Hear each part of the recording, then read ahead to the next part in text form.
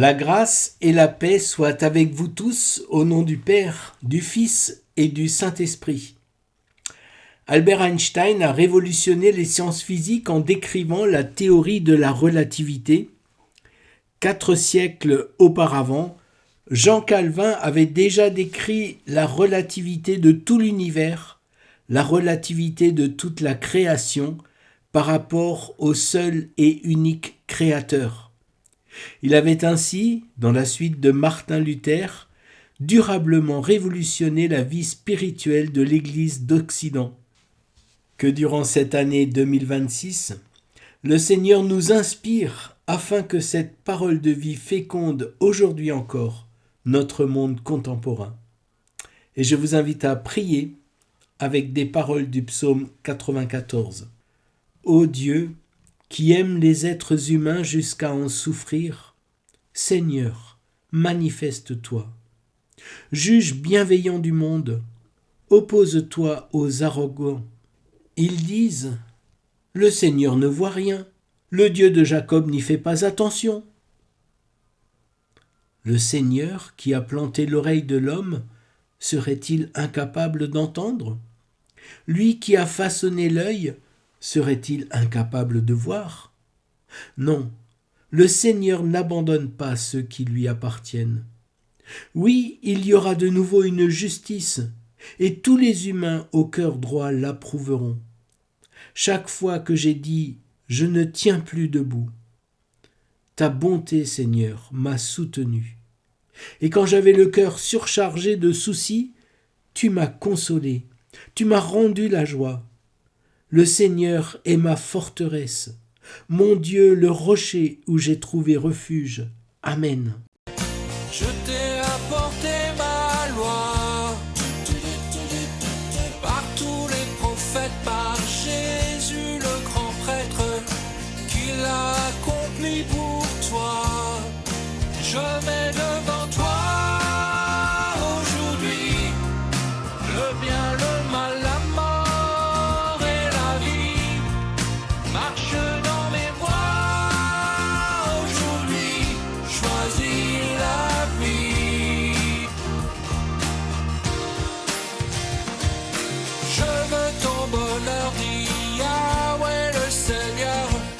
Je t'ai donné ma parole par tous les prophètes, par Jésus l'interprète. Elle s'incarne dans sa personne. Je mets devant toi aujourd'hui le bien, le mal, la mort et la vie. Marche dans mes voies aujourd'hui, choisis la vie. Je mets devant toi aujourd'hui le bien, le mal, la mort et la vie. Marche dans mes voies aujourd'hui, choisis la vie. Car je veux ton bonheur, dit Yahweh le Seigneur. Je me montre comme un père par l'amour du Fils, parce qu'il est ressuscité. Tu peux saisir la lumière, tu peux faire le choix aujourd'hui, le bien, le mal, la mort ou la vie. Tu peux faire le choix aujourd'hui, choisis la vie. Tu peux faire le choix aujourd'hui, le bien, le mal, la mort ou la vie. Tu peux faire le choix aujourd'hui, choisis la vie.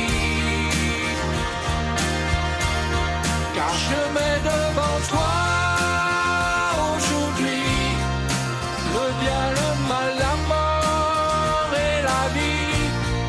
Je mets devant toi aujourd'hui, choisis la vie. Pour vivre Assurés de l'amour de Dieu, nous pouvons lui présenter notre vie telle qu'elle est. Prions. Père, au commencement de cette année, nous aimerions tellement entrer dans une nouveauté de vie, et nous réalisons combien nous sommes toujours à nouveau rattrapés par nos vieux démons, par toutes ces maladies de l'âme qui nous collent à la peau, qui nous isolent et nous rendent malheureux. Seigneur, nous voulons te remettre nos aspirations à une vie meilleure, nos décisions de changement, nos élans pour de bonnes résolutions. Nous te demandons pardon d'avoir cru que nous pourrions changer par notre propre volonté et nos propres forces. Donne-nous l'humilité de reconnaître que la vraie force de la nouveauté et du changement est en toi, que tu veux que nous recevions cette force de toi. Aide-nous dans cette année 2026 à accueillir cette force qui vient de toi, à prendre les moyens de la prière, de la méditation de ta parole, pour t'ouvrir notre cœur et toute notre vie de manière radicalement nouvelle. Amen. Lisons dans le livre du prophète Jérémie au chapitre 29. « Moi le Seigneur, je sais bien quels projets je forme pour vous, et je vous l'affirme, ce ne sont pas des projets de malheur, mais des projets de bonheur. Je veux vous donner un avenir à espérer. Si vous venez alors m'appeler et me prier, je vous écouterai. Si vous vous tournez vers moi, vous me retrouverez. Si vous me recherchez de tout votre cœur, je me laisserai trouver par vous. Je vous rétablirai, je vous ferai sortir de chez toutes les nations et de tous les endroits où je vous ai dispersés. Je vous rassemblerai et je vous ferai revenir dans votre pays. » Frères et sœurs, Dieu entend la confession de notre cœur. Par Jésus-Christ, notre péché est pardonné. Par le Saint-Esprit, la puissance d'une vie nouvelle nous est accordée. Rendons grâce à Dieu pour son salut. Amen. Dans l'infinie faiblesse des moments difficiles de nos vies, accorde-nous par ton secours, accorde-nous de rester sûrs de ton amour. Dieu puissant, à l'heure où tu t'abaisses, acceptant le supplice de la croix, accorde-nous par tant d'amour de nous savoir accompagner quand rien ne va. Dieu présent dans l'infinie faiblesse, au moment les plus noirs de nos nuits, c'est ton amour dont jusqu'au bout qui nous soutient, qui nous rejoint, qui nous conduit. Dieu puissant dans l'infinie faiblesse des moments de désert dans nos vies, accorde-nous ton grand secours, accorde-nous de nous fondre dans ton amour. accorde-nous ton grand secours, accorde-nous de nous fondre dans ton amour.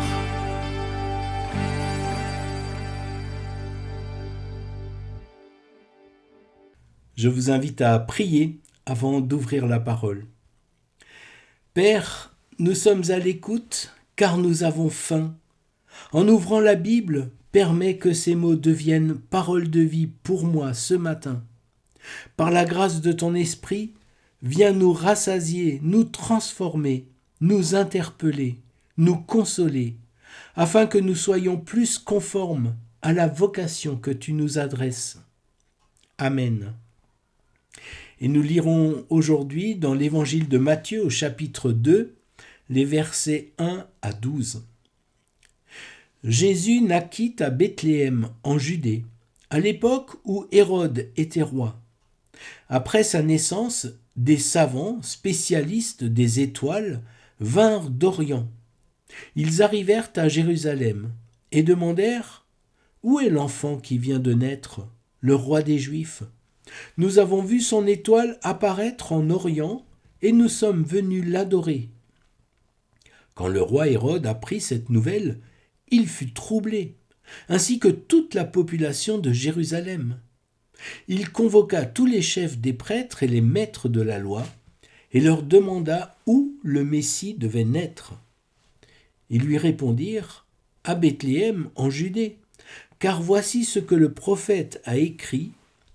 Et toi, Bethléem, au pays de Juda, tu n'es certainement pas la moins importante des localités de Juda, car c'est de toi que viendra un chef, qui conduira mon peuple, Israël. » Alors Hérode convoqua secrètement les savants et s'informa auprès d'eux du moment précis où l'étoile était apparue.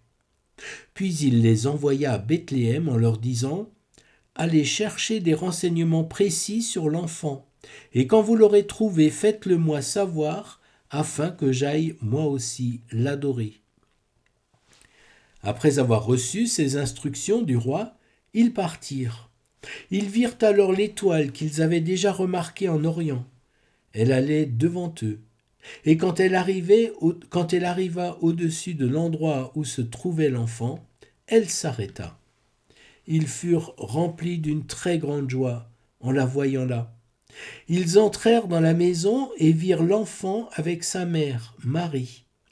Ils se mirent à genoux pour adorer l'enfant.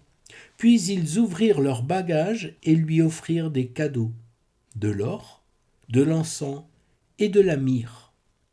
Ensuite, Dieu les avertit dans un rêve de ne pas retourner auprès d'Hérode. Ils prirent alors un autre chemin pour rentrer dans leur pays. Ta parole, Seigneur, est un fleuve d'eau vive. Irrigue-nous de ta vie. Amen. Dans la cathédrale de Cologne se trouve un triptyque, un tableau en 3 parties, attribué au peintre Stéphane Lochner. Au centre du tableau, la Vierge tient l'enfant. À sa droite, un roi à genoux. À sa gauche, un roi à genoux. 1, 2, où est le troisième ? Ils sont supposés être 3. N'est-il pas encore arrivé ? Eh bien non, il n'est pas encore arrivé. Pourquoi ? Parce que devant ce retable, il y a un banc pour s'agenouiller. Quiconque vient s'y agenouiller entre dans le tableau et devient le 3e roi. Une manière de dire que ces mages qui viennent adorer Jésus disent aussi quelque chose de nous. Le tableau est ouvert, en attente, comme Jésus est ouvert, en attente, que nous venions auprès de lui. Le texte de Matthieu ne donne bien sûr pas de nombre pour les mages. La tradition l'a fixé à 3, en fonction des cadeaux apportés, de l'or, de l'encens, de la myrrhe. L'or, traditionnellement pour honorer la royauté du bébé, l'encens, symbole de la prière, de la relation à Dieu, pour dire la divinité de l'enfant, et la myrrhe utilisée dans les embaumements et qui préfigure la fin tragique de l'enfant.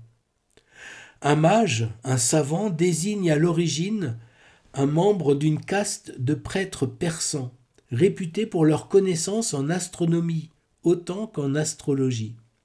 C'est le terme qui a donné magie et magicien, magios en grec et dans le texte. Nos mages, nos savants sont donc des érudits païens, mais qui ont cependant une connaissance du judaïsme, puisqu'ils savent qu'un roi des Juifs doit naître. Pour les guider, ces mages ont suivi une étoile et aussi un songe, un rêve. Ce sont deux moyens par lesquels les mages savants ont été conduits par Dieu. Pour nous, tout cela est devenu tellement évident. Des païens qui arrivent du bout du monde, conduits par une étoile et avertis en songe. Il arrive quelquefois que des groupes d'enfants ou des artistes mettent en scène ce passage de l'Évangile en imaginant la mise en route et le cheminement de ces personnages à travers le désert. On peut les voir avancer péniblement dans le sable, affrontant la soif, les fatigues et les affres d'un tel voyage, avec pour seul repère une étoile dans le ciel. Ils mettent en scène, par un chant et différents moyens, les doutes et les hésitations de ces personnages. Et nous réalisons alors que ces personnages, comme le suggère le tableau de Stéphane Lochner, figuraient bien quelque chose de nous. Car nous aussi, nous sommes en chemin pour venir adorer Jésus, et nous avons quelquefois des moments de doute devant la difficulté du chemin. Et nous venons nous aussi peut-être déposer nos trésors auprès de Jésus, mais des trésors qui sont aussi quelquefois nos prisons. En effet, certains exégètes proposent de lire ce texte en voyant non le côté positif de ces richesses apportées à Jésus, mais le côté négatif, dont les mages se déchargent sur Jésus.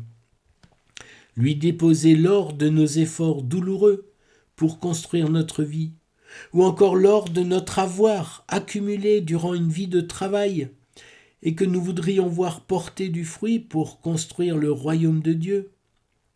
Lui déposer l'encens de nos prières et de nos désirs les plus secrets dont nous attendons l'exaucement. Peut-être aussi lui offrir cette myrrhe que certains exégètes voient comme le symbole des souffrances et des blessures que nous portons dans notre vie, des deuils auxquels nous n'arrivons pas à faire face. Nous aussi, nous sommes en chemin pour venir adorer Jésus, et ce chemin passe aussi par des déserts et les affres d'un long voyage. Nous aussi, nous marchons et pour nous diriger, pour trouver notre chemin, ce n'est pas toujours si simple. Nous ne suivons pas une étoile dans le ciel, mais nous suivons chacun notre étoile intérieure. Et si nous sommes à l'écoute aujourd'hui, c'est qu'un jour, et sans doute à plusieurs reprises, nous avons entendu cet appel à nous mettre en route vers Jésus, et nous avons reçu quelque chose qui nous est personnel, que nous reconnaissons de l'intérieur et qui nous guide, qui nous rappelle que nous sommes sur la bonne voie, malgré les difficultés du chemin.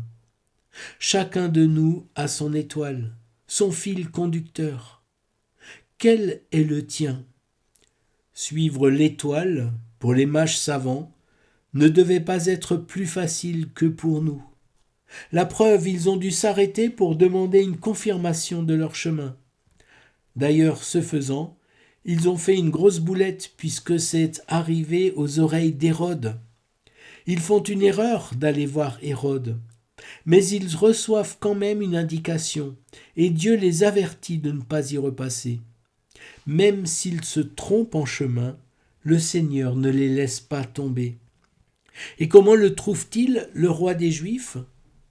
Ils ont dû chercher ensemble pendant des mois, peut-être des années, pour comprendre l'appel, pour déterminer la bonne étoile, pour organiser le voyage. Et en cela, les mages sont une figure du chemin communautaire, une image de la vie en communauté basée sur le partage, les échanges, l'encouragement. Certains parmi nous sont partis pour un grand voyage.